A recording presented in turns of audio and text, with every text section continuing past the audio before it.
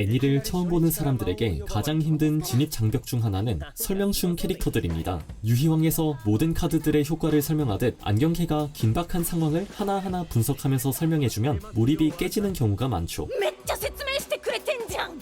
솔직히 애니를 시작했는데 두 캐릭터가 이렇게 빙글빙글 돌면서 세계관 설명만 하고 있는 걸 보면 관객들이 답답해하는 게 이해가 갑니다. 그래서 저번에는 귀멸의 칼날과 프리렌을 비교하면서 설정을 관객들에게 자연스럽게 전달하는 법에 대해 알아봤습니다. 하지만 모든 애니들에서 프리렌처럼 자연스럽게 정보를 전달하는 건 조금 어렵기도 합니다.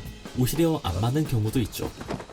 대다수의 애니들이 책이나 만화같이 그리 많은 원작을 바탕으로 만들어지는 만큼 세계관이나 캐릭터 설명이 많아질 수밖에 없습니다. 특히 애니 속 판타지 세계관들이 보통의 영화나 드라마들보다 훨씬 복잡하고 색다른 걸 생각하면 설명이 오히려 도움이 될 때가 많습니다. 이런 설명이 필요한 수많은 애니 중 거슬리지 않고 자연스럽게 재밌고 몰입이 되게끔 설명을 연출하는 애니들이 있습니다. 그런 의미로 오늘은 조조, 카구야, 헌터헌터처럼 많은 설명을 오히려 효과적으로 쓰는 애니들의 연출에 대해 알아보고 싶습니다. 우리가 말하는 설명충이 어느새 익충이 되어버리는 연출 방법들입니다. 1번. 설명으로 캐릭터성을 조성하자. 가끔씩 애니를 보다 보면 이런 과해 보이는 설명들이 나올 때도 있습니다.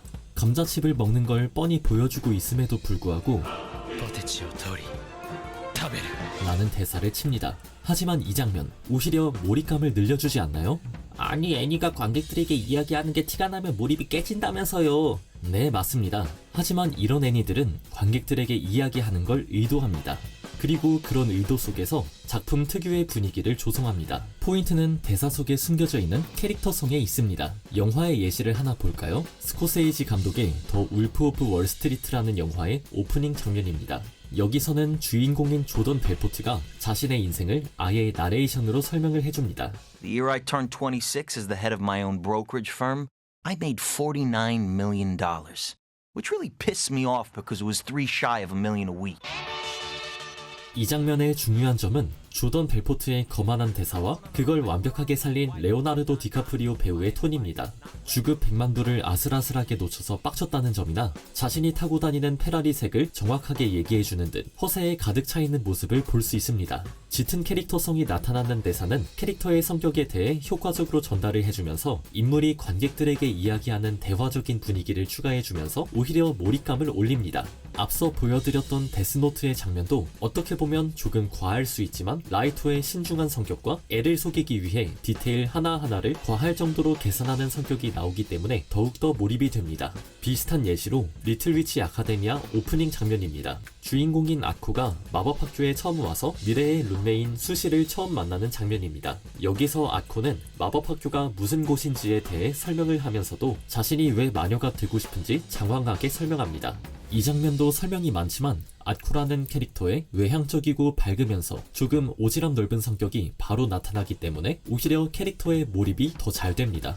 이런 캐릭터가 처음 만난 학교 학생에게 주절이 되는 것도 어찌 보면 자연스러운 대사긴 하죠. 이런 식으로 상황을 작가가 해설하는 게 아니라 캐릭터가 자신만의 매력을 보여주면서 상황을 해설하면 관객들도 오히려 작품에 더 몰입할 수 있는 환경이 생깁니다. 반대로 밋밋한 캐릭터가 긴박한 액션 중 하지만 너는 아직 수정 열세야 같은 당연한 얘기를 하면 바로 몰입이 깨지죠. 캐릭터와 상황에 추가해주는 요소가 없기 때문입니다. 그럼 반대로 나레이션 같은 경우는 어떨까요? 나레이션은 캐릭터가 이야기해주는 게 아닌데 나레이션은 항상 몰입에 방해되는 요소일까요? 아닙니다. 나레이션도 잘 사용하면 굉장히 효과적이죠. 여기서 효과적인 설명의 두 번째 요소로 넘어갈 수 있습니다. 2번, 설명으로 톤을 조성하자. 헌터헌터 개미편은 수많은 사람들에게 명작으로 여겨지는 파트입니다. 그리고 이 개미편의 큰 부분을 차지하는 건 나레이션입니다. 어떻게 보면 헌터헌터의 나레이션은 설명충의 끝판왕이라고 할 수도 있습니다. 가끔씩 나레이션이 화면에 나오는 장면을 정확히 똑같이 설명해주는 걸 보면 조금 거슬릴 때도 많습니다. 모라우가 도망치는 걸 보여주면서 走る以外の術は残されていなかった 이러는 걸 보면 호불호가 심하게 갈릴만 하다고 생각합니다. 하지만 이 와중에도 헌터헌터의 나레이션이 많은 사람들에게 어필할 수 있었던 점은 분위기를 조성해주기 때문이라고 생각합니다. 일단 헌터헌터의 나레이션의 목소리는 멋있습니다. 이런 멋지고 높낮이가 별로 없는 객관적인 톤으로 해설을 해주면서 웅장한 웅장한 분위기를 만들어줍니다. 개미들의 위험성을 나레이션이라는 툴로 간접적으로 전달시켜주는 방식이죠. 캐릭터 감정이나 전략처럼 헷갈리기 쉬운 요소를 보충해줄 때는 설명이라도 꽤 유용하게 작동한다고 봅니다. 개인적으로 선호하는 연출은 아니지만 여기서 키르아가 당황하면서도 효율적으로 몸을 움직이는 상반되는 요소를 나레이션으로 빨리 전달시켜주는 것처럼 말이죠. 사실 이 나레이션이 더욱더 빛나는 이유는 헌터헌터가 중요 장면의 나레이션을 아예 빼서라고 생각합니다. 특히 곤이 네페르피트에게 분노하는 장면에는 대사를 최소화시켜 관객들을 몰입시키는 사운드 연출이 몰입을 극대화시키죠. 여기서 수많은 소년 만화들처럼 감정을 너무 슬프다 같은 간단한 대사로 전달시켜주는 대신 다른 시각적 요소들로 전달시켜주면서 감정을 극대화시키죠. 스케일을 보여주면서 웅장한 분위기를 만들었던 나레이션이 빠지면서 곤의 개인적인 감정에 대한 현장감을 늘려줍니다. 이런 완급 조절이 중요 장면에서 확실히 몰입감을 늘려준다고 생각합니다. 카구야님은 고백받고 싶어도 사실 나레이션의 톤을 굉장히 잘 쓴 애니 중 하나입니다. 별거 아닌 것 같은 고등학생들의 썸 타는 가벼운 이야기를 웅장한 나레이션과 대조시키면서 웃음을 자아내죠. 연애에 있는 유치한 심리 싸움을 데스노트 추리물처럼 보여주는 방식과도 딱 맞죠? 이렇게 과한 설명이 더해지면서 엉뚱한 코미디를 부각시켜줍니다. 천재들의 연애 두뇌전이라는 부제에 너무나도 적절한 연출 방법입니다. 보치더락에서 기타를 잘 치는 보치가 합주에서는 못하는 부분을 기타맨이 나와서 설명을 해주는 부분도 비슷하게 몰입감을 늘려줍니다. 이 상황에서는 보치가 기타를 잘 친다는 걸 니지카와 류는 모르고 합주를 안 해본 보치도 이해를 못하는 상황이죠. 설명을 해줄 방법이 딱히 없습니다. 그래서 이 상황에서는 밝은 캐릭터인 기타맨이 나와서 보치가 물벼룩 레벨이라고 밝고 장난스러운 톤으로 이야기해주면서 분위기를 환기시켜주고 작품의 코미디적인 톤을 살려주죠. 일하는 세포들에서 백혈구나 적혈구 같은 세포들의 역할을 소개하는 나레이션도 똑같이 효과적인 예시입니다. 이런 식으로 긴 설명이라도 설명이 분위기, 세계관 톤, 장르 코드를 강화하면 오히려 몰입을 증가시킵니다. 그렇다고 좋은 설명만 한다고 되는 게 아닙니다. 애니는 영상 매체인 만큼 이걸 잘 보여줘야겠죠? 설명을 재밌게 만들어주는 또 하나의 요소는 화려한 비주얼입니다. 아무리 자연스럽고 상황에 맞는 설명이어도 재미가 없으면 효과적이지 않은 장면이 되어버립니다. 학교에 전학을 와서 학생회장과 함께 복도를 걸으면서 세계관 설명을 듣는 장면은 자연스러운 전개긴 하지만 보통 부실한 시각적 요소 때문에 밋밋한 클리셰가 되어버리죠. 페이트 제로의 초반에 빙글빙글 돌면서 설명을 하는 장면이 캐릭터들의 위치나 블로킹 등 우위를 보여주기 위한 연출적 의미를 담고 있긴 하지만 결국에 대부분의 관객들이 지루하게 느끼는 것도 시각적 요소가 거의 없기 때문이라고 생각합니다. 이런 식으로 말이 많지만 시각적으로 흥미를 유발하는 애니는 모노가타리 시리즈와 조조입니다. 모노가타리는 대부분의 장면들이 대화로 채워져 있습니다. 물론 이 대화들이 구성적으로 설명보다는 캐릭터들의 수다에 더 가까워서 전에 얘기했듯이 캐릭터성이 살아나면서 더욱 몰입이 되는 것도 사실입니다.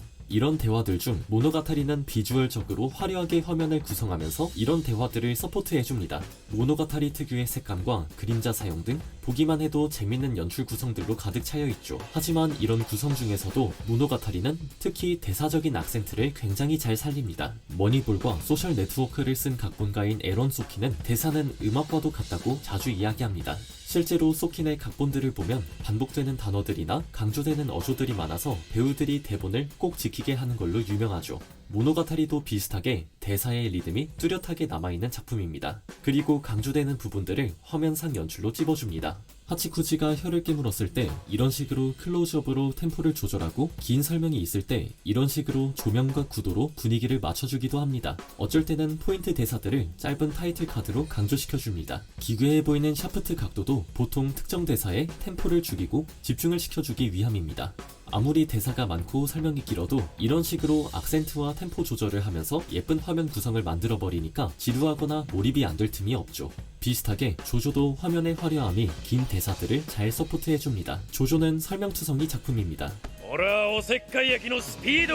전투 상황을 분석하고 스탠드 능력을 설명하고 너 때문에 효과적이다, 기술이 안 통한다 같은 해설을 매번 반복시킵니다. 다른 애니였다면 바로 설명 중이라는 소리를 들을 만한 정보량입니다. 그럼에도 불구하고 조조가 유쾌한 이유는 작품 특유의 컨셉과 설명들을 받쳐주는 비주얼과 리듬에 힘을 의도적으로 세게 줬기 때문이라고 생각합니다. 조조는 비현실 그 자체인 애니입니다. 모든 상황들이 기괴하면서 엉뚱하고 과함 자체가 매력이죠. 색감부터가 현실 현실과 동떨어진 채도가 높은 초록색 보라색 같은 배경, 말도 안 되는 포즈들, 화면을 가득 채우는 효과음 자막 같은 요소들이 대사 하나하나에 다 악센트를 줍니다. 이런 황당한 요소들이 코믹적으로 채워지면서 오히려 재밌게 느껴지죠. 스피드 웨건 같은 캐릭터들이 대놓고 설명 중임에도 불구하고 거슬리지 않는 이유도 이런 비주얼적 그리고 스토리적으로 과장된 요소들과 찰떡 같은 캐릭터성이기 때문입니다. 어떻게 보면 조조는 영화계에서 로키 호러 픽처쇼 같은 느낌의 컬트적 인기 요소들을 담고 있다고 할 수 있죠. 관객들이 꺼려하는 설명을 오히려 더 과장스럽게 그리고 우스꽝스럽게 보여주면서 웃음을 자아내는 작품입니다.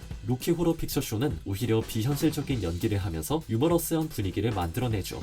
이런 영화들을 흔히 캠프 영화라고 부릅니다. 과장된 포즈, 화면을 뚫고 나오는 구도, 효과음 자막이 리듬처럼 박히는 편집, 사람들이 컬트 영화에 빠져드는 중독성과 너무나도 비슷하네요. 이런 식으로 설명들은 잘 구성되면 오히려 도움이 되는 경우가 많습니다. 결국 우리가 설명충이라고 부를 때 싫어하는 건 상황을 반복하는 뻔하고 당연한 말, 캐릭터성이 없는 톤, 그리고 밋밋한 화면이지 설명 그 자체가 아닙니다. 그래서 다음에 애니를 보다가 또 누가 전투 중에 길게 설명을 하기 시작하면 그 캐릭터가 설명충인지 아니면 작품이 그 캐릭터를 익충으로 만드는 연출에 실패했는지 생각해봐도 재밌을 것 같습니다. 대사가 많은데 재밌는 애니 아신다면 댓글에 남겨주세요.